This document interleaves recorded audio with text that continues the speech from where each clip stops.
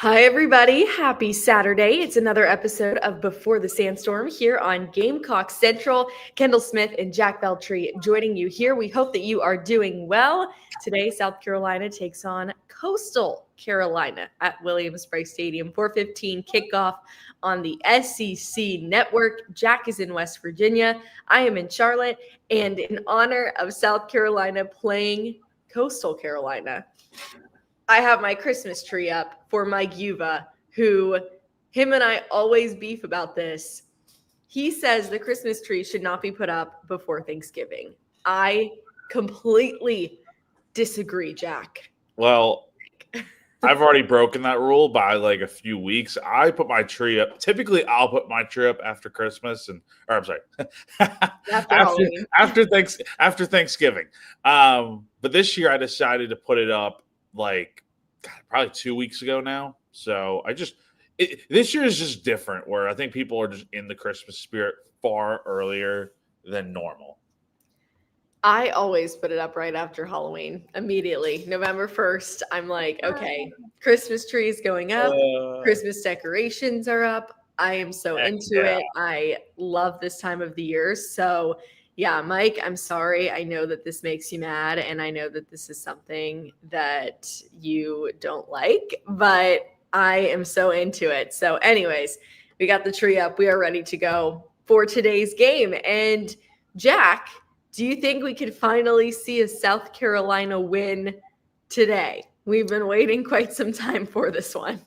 I sure hope so. I think we'd all be in disbelief and shock if South Carolina lost this game today and continued its losing streak. You just got to play good football. It's as simple as that. You play good football, you should be able to win this game. Even whatever Coastal does, you're an SEC team. You got to play like it today. And you're playing at home. South Carolina obviously cannot go to a bowl game at this point. The best that they could do is win 5 games this year, and that would require them beating Coastal Carolina this weekend, beating Clemson next weekend, and you still want to do as well as you can to end the season. I know South Carolina probably has a little less motivation than they would if a bowl game were on the line, but at the end of the day, you have the opportunity to come out today, play well. Hopefully they do it, and then you get ready and you prepare yourself well for Clemson next week. So, Jack, as we have Mike Furry, who is the new primary play caller for South Carolina, as they try to just work out a few things before they take on Clemson, what are you expecting out of the offense today against a Coastal Carolina team that you feel like South Carolina should be able to handle? I would hope it's kind of the offense that showed up in the first half. I put up 23 points and had over 300 yards of offense. I mean, it was like the equivalent to what Mike Shula had done in an entire game. And South Carolina did in one half against Texas A&M, a really good defense last week. That said, the offense that showed up in the second half was like it was much more like the one that we had seen all year that really struggled. Less than 100 yards of offense, no points on the board. I mean, it was complete 180. I've never really seen it. We talked about it the other day, Kendall, on Wednesday. It's like it was a completely different story, a completely different team in that second half that showed up. Yeah, so I think my thing is you got to come out there really firing away in the first half, putting up some points, and never really letting up. I think that's the big thing is it's okay to be aggressive, but I think it depends on the situation. I think we're going to see what lessons Mike Furry learns from last week. Like, do you go for it on that 4th and 1 there? If you do go for it, do you run the ball with Lenore Sellers this time, right? So we're going to really see in Mike's second game as the primary play caller what kind of differences are made, what kind of tweaks and adjustments are made. I don't even think it's really like what plays he's calling, because I honestly think the play calling was fine for the most part. And I don't think they got conservative. I do think they each got a bit aggressive at times and tried to do too much to put the game away they were up by 27 points. I understand it. But I think for South Carolina, it's more so just about in these situations, what are you doing differently than you did last time that just did not work? That's got to be the main thing I'm looking for today. Okay, let's talk an opponent preview. People are confident that South Carolina can beat Coastal Carolina, but we have seen South Carolina lose at home to schools that they should not lose at home to, non-conference games. The Citadel. Citadel. Yep, shout out to the Citadel. We know how that goes. So hopefully that does not happen again here today. If that happens, I'm checking offline for a week. I will officially not be on GC Live next week. No, I'm kidding. No. But what can you expect out of this Coastal team? Because they've had some success over the years. It's not like this is a Coastal team where it's like, all right, like, in a program that is not deserving of South Carolina's attention in a game like this. No, this is a pretty good team, honestly, that's going to give South Carolina a really good test in this one. Like, here's the thing. If South Carolina does not play well, like if they play like the team that is, really just demoralized, not really motivated after that last week, how last week went, then I could totally see Coastal being in this game. I don't want to say win this game because I still feel like even if South Carolina doesn't really play great, I still think they're going to be able to win this game. But it might just be a bit closer than we think. I would honestly give Coastal a realistic chance in this game to do something great if they have their starting quarterback available. That would be Samari Coyer, who has kind of stepped up onto the scene as of late before getting hurt last week, and he'll be out for potentially the rest of the season. Don't know yet, honestly, with a few games left to go. But he's got an injury to his knee, and he's been really good this year. 7 touchdowns, 2 picks, 489 passing yards, and then he's a real threat running the football. 429 yards on the ground with 7 touchdowns. So now that he's not available, they're going to be relying on, I think it's Tad Hudson they're going to be counting on, who has been a starter for them at times this season. They've kind of had a little bit of a rotation at the quarterback spot before kind of settling on Coyer, but Tad Hudson's going to be their guy for today. 3 touchdowns, 4 interceptions. Not even close to being the threat that Coyer is on the ground. So that takes away an element to where Coastal can run the football pretty well with I'm going to try to pronounce this. I heard Wes try to say it the other day, and Javen. There we go. Javen Simpkins, 536 yards on the ground, 2 touchdowns. So he's their leading back. They got Dominic Nicely, who's also been pretty good with 369 yards. And Javon Edwards is also very good with over 300 yards. So point is, it's a pretty good running back room that I think is going to be able to make up for what they lose with Coyer. But in this type of game, it's nice knowing you don't have to really worry about the threat on the ground of a quarterback running, because Tad Hudson, I mean, for just reference, 31 carries for 45 yards this year and 2 touchdowns. So definitely not like he's going to be more of your pocket passing type of quarterback. And so that's good for South Carolina, because I think you're going to hopefully be able to swallow him up a few times today. Yeah, for sure. And, Coastal Carolina, I mean, you mentioned it, like they have a good group, and it's been impressive to watch what they've done over these last few years. I mean, I remember the Grayson McCall era at Coastal Carolina, and that was a whole thing for, in and of itself. They were getting a lot of attention when he was kind of at his peak a few years back. And so they've done some good things. So South Carolina certainly shouldn't roll into this one. And I don't think that they are by any means, but shouldn't roll into this one and think this is an automatic win. I mean, we remember how I was with the Vanderbilt game saying South Carolina should absolutely win this game. At this point, South Carolina is an SEC team. We know that they have talent, but we haven't seen South Carolina win since September. So it's been a long time. It's been quite the winning drought for South Carolina. And they just need to kind of get back on their feet today and get things going. Because I think if you can salvage some of the season, especially next weekend against Clemson, if you're able to beat Clemson, final game of the year, try not to leave the fans with an as sour taste in their mouth. That will definitely help things a little bit. And like recruits too, like you want to finish the season as best you can, beat Clemson. So you're like, okay, we've got something. We're going to build on this. We didn't just give up, throw in the towel and say, okay, we're done because we can't be bowl eligible anymore. So anyways, Jack, we need to give a shout out to Clint Hammond, our presenting sponsor of this show, who makes it happen for us here on Gamecock Central. No, you're 100% right, Kendall. Clint Hammond of CMG Home Loans has been in the mortgage industry for well over 20 years now. So he's also a lifelong Gamecock fan, longtime supporter of Gamecock Central and all of the great things that we do over here, including GC Live. We talk about him every show. So if you've listened to us any time before in the last few years, give or take, there's a pretty good chance you've heard me, Kendall, Chris West, somebody talk about Clint to you, and he can help you out with all of your mortgage and home owning and all those needs out there right now. It can be a complicated process, quite honestly, to buy a home, and Clint is the guy that you want to get in touch with to get that process started. He'll take you through it step by step and kind of clear up any confusion that you may have. So the way to do that, give him a call, 803-422-6797.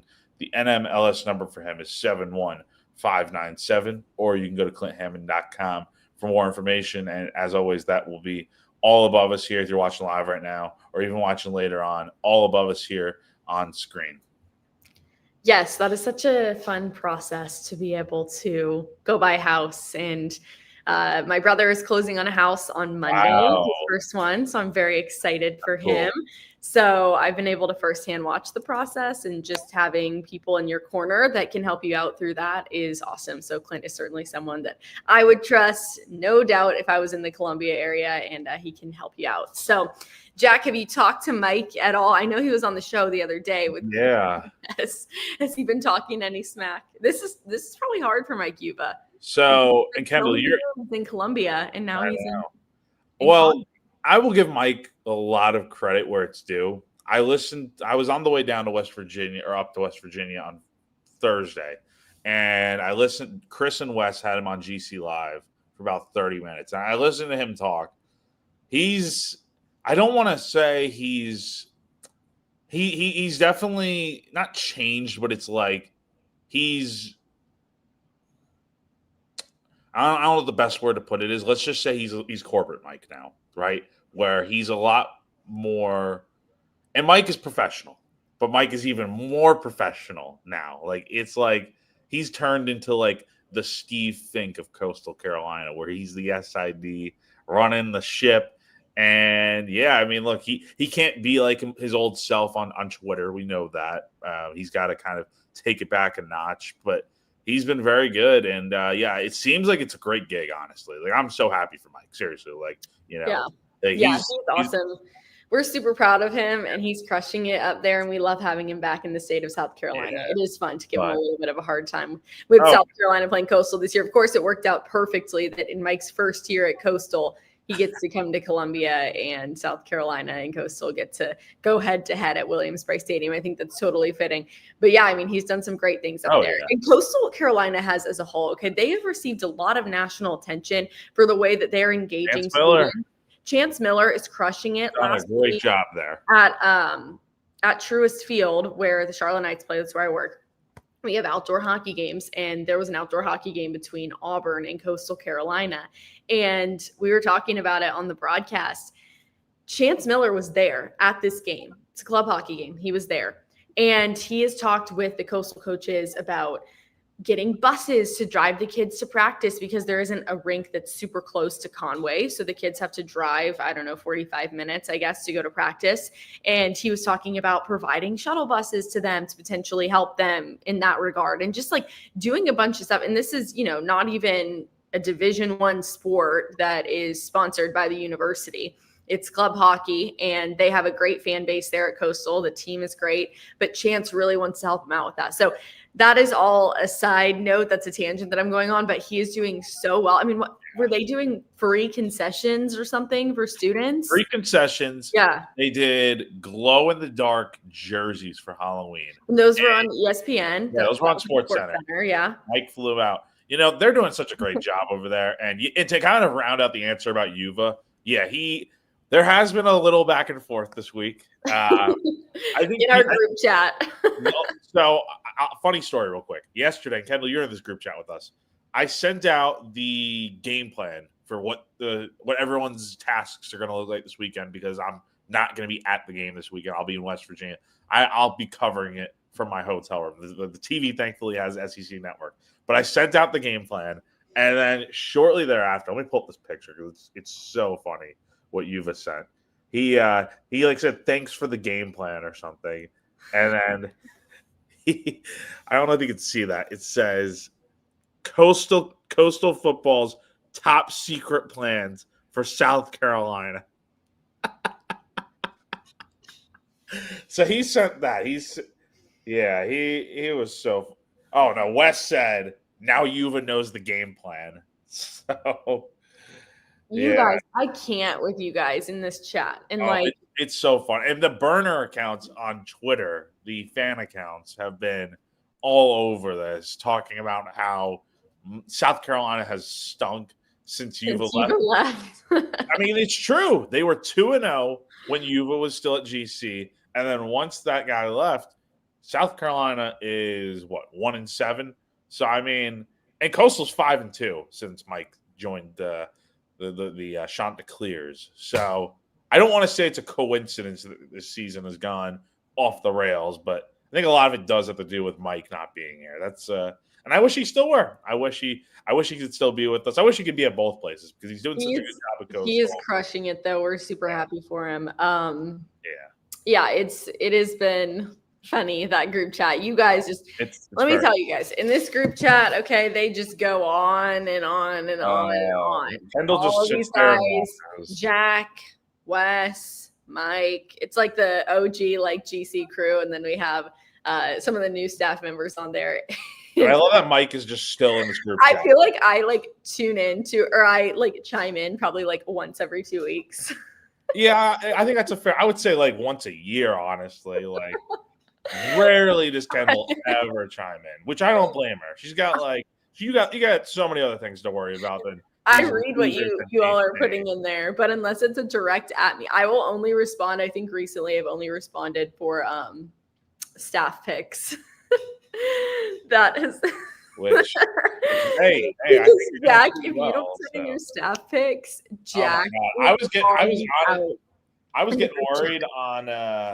getting worried on Thursday night because I had only gotten 3 people staff picks, and I'm like, oh god, it's the end of the season. I sent it to you. You said it was due yesterday at 9 a.m. I sent it to you 8:36. Hey, but that's the thing. Everyone got it in without me having to send another text. Because Jack, and I guess you have the right method, but if you don't send it in on time, if you're past due, Jack will call you out in front of the 12-person group chat, and he's like, because I'm trying to get this thing done. I got other things to do. I'm still waiting on staff picks from Kendall and Wes. Send your staff picks. I don't have all day to be worrying about these silly staff picks. Jack is by the way, you're doing great on staff picks. 85-43 so far this year. Mike Yuva, 83-45. And Wes is 86-42. And then I'm 79-49. So I'm pretty sure Wes and I have lunch on whoever does better in staff picks. We're a game apart. All right. Let's actually, speaking of staff picks, do a couple, as we always do it. Of course. Okay. I'm interested in this one because, the whole Southern Cal love is going crazy right now. And trust me, Southern Cal is a great football team. They're playing at Oregon. I actually picked Southern Cal to win this game. I like to throw in a little a little curveball here and there. I don't think it's outrageous to say, but I think most people would go with Oregon on this one. But Southern Cal's been kind of hitting their stride, and you can tell people want them to be good so bad. They are good, but they want them to be a college football playoff team. They want them to be this Southern Cal of the past that's dominant, that is the top dog in college football. So I'm curious, Jack. I mean, if they beat Oregon at Oregon today, they'll have a case for themselves. So I'm curious what you think. Fight on, baby. Fight on. I got you. I got Southern Cal winning this game as well. I'm with you, Kendall. Me and you, we are 2 of the only 3 people. Elijah Campbell from 107.5 also picked Southern Cal. So everyone else picked Oregon. That's fine. You can pick the Duck. I would too. But I'm picking Southern Cal. I got that feeling that like you said, Kendall, people want Southern Cal to be back And I think this team's very good. I think this offense is pretty solid. And they've got a defense now that can go out there and be competent. So, we'll see. But I think we're getting the upset today because of what's on the line for Southern Cal. They win this game, they're squarely in the playoff picture. Crazy. All right, next up, I will say this week I feel like the games are not quite as good. Missouri, Oklahoma. I got Oklahoma. I think Oklahoma, there's too much on the line for them right now. If they screw this up, they're probably out of the playoff at this point with a loss over the next 2 weeks. You beat Alabama last week. Just come out here, noon game. Missouri's a good team, but come out here playing like you should, and you'll win this game, I think. Okay, last thing that I do want to talk about before we give our South Carolina predictions is Lane Kiffin leaving Ole Miss. Oh, God. So much. Yesterday was crazy. So much stuff happened yesterday. I'm on X and everybody is freaking out. I just can't tell with him. I know he likes the attention. It's so silly because it's the flight logs.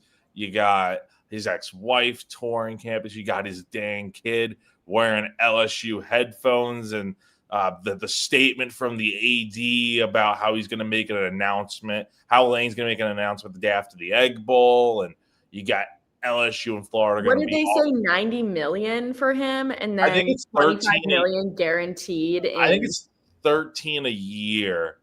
So if it's a 6-year deal, it's probably $90 million. I didn't see that part of it. I must have missed that. But yeah, this is and this all came out yesterday. This saga has been so strange.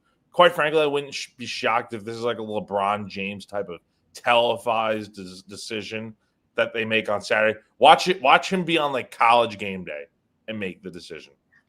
If that happens, okay, that's not crazy at all. My brother went to law school in this. If that happens, I can't. I can't. No. But it's Lane Kiffin. I know, and he does things his own way, but I would feel really bad for Ole Miss. I genuinely would. And how hard does this have to be for the school, the players, the team? This is a distraction. It's a massive distraction. It's not just a small little thing. I mean, this is what so many people are talking about media-wise. This is one of the top stories in college football right now across the country. And you're rounding out your season. You've had a great season. You're going to be a college football playoff team. You have the opportunity to compete for a national championship. And this is what the focus is on. I don't know why you can't just shut down the rumors or just be listen, even if you are considering going to LSU, be listen, that's a conversation that I'm going to have, later on. That's not right now. Right now, I'm the head football coach at Ole Miss. That's it. I don't know. Something about it rubs me the wrong way. Real quick predictions on this.